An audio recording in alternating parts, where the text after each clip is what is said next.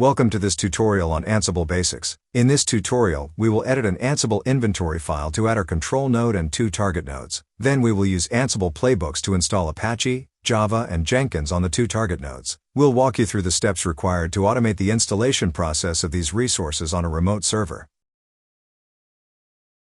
Before we get started in this demonstration, we will be using 3 Ubuntu instances, created in AWS EC2. If you haven't done so already, create 3 Ubuntu instances using the AMI ID on the screen and in the description. Use the key in the associated Git repository to SSH to the instances.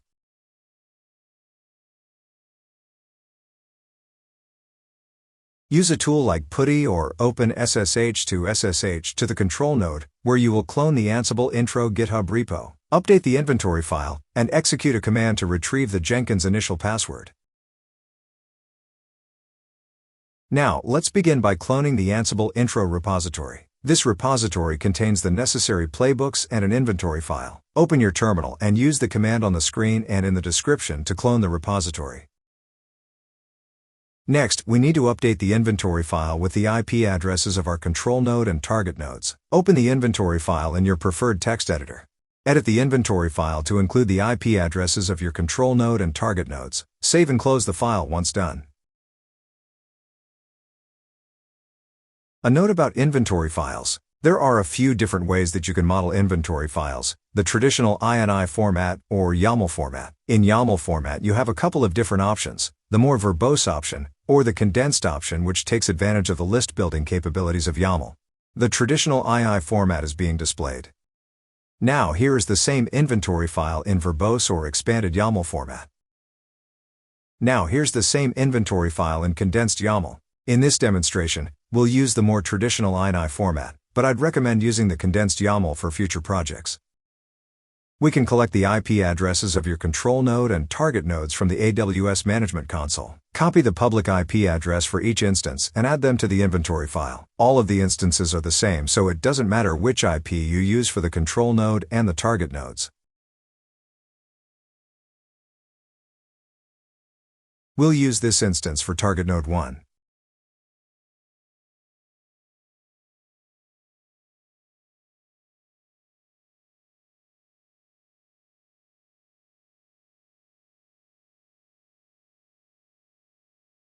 And we'll use this instance for target node 2.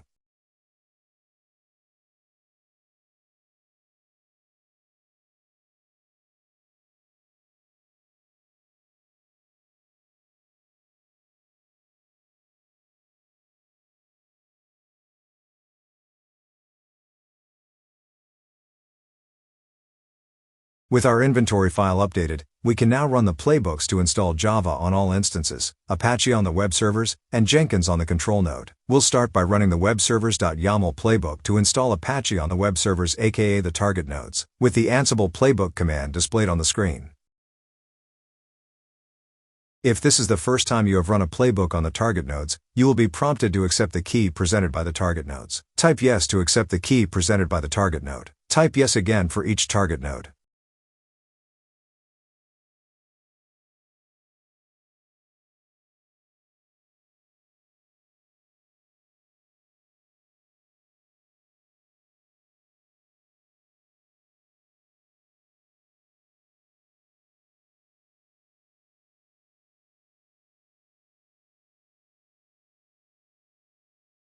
When the playbook run completes, we can verify successful installation by entering the IP address to each target node, the web servers, from the inventory file into the address bar of a browser, like Chrome. You should see the text, "Hello world.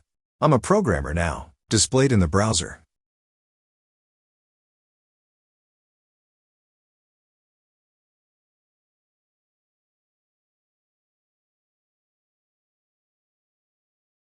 We'll test each web server to verify that Apache was installed correctly and that the default index page has been updated, then move on to installing Java and Jenkins.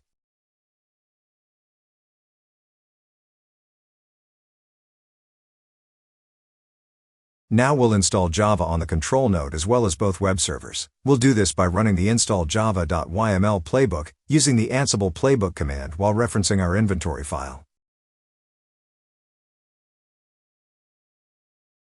Since we have not yet run any playbook on the control node, we will be prompted to accept the key presented by the control node. Type yes to accept the key presented by the control node.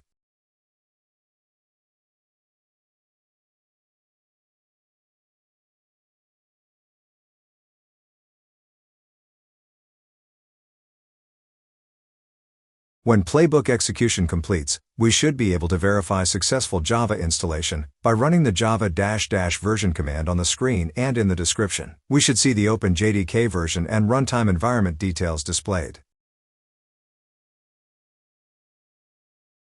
Once the Java installation is complete and confirmed on all three nodes, we can then run the install Jenkins.yml playbook to complete the Jenkins installation on the control node.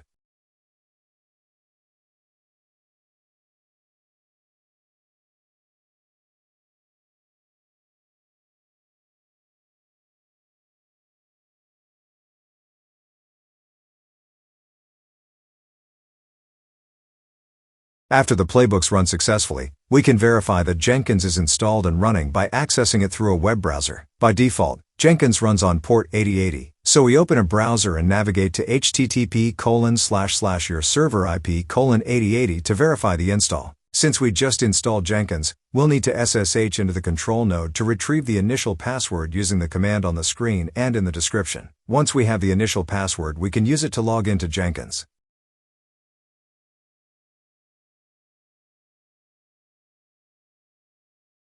We will skip installing plugins for now, as we will install only the plugins we need in future demos.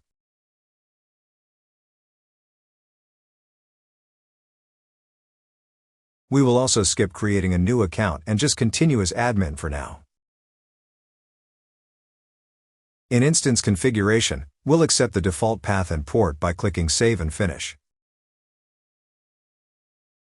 Now that installation and configuration are complete, Jenkins is ready to use. Click the Start Using Jenkins button to view the Jenkins console. Thank you for watching. Part 2, Creating and Editing Playbooks, coming soon. Smash the like button if you enjoyed the video. Subscribe and ring the bell to be notified when Part 2 is posted.